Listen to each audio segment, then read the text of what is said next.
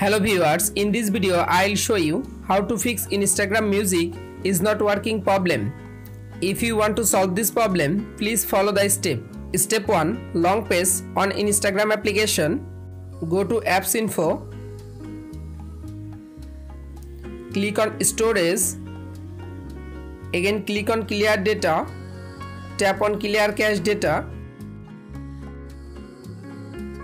Go back. Click on apps permission.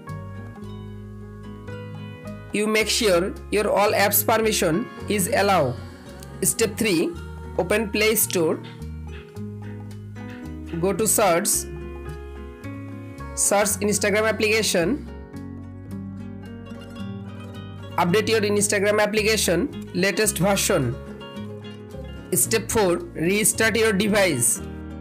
Again open your Instagram app.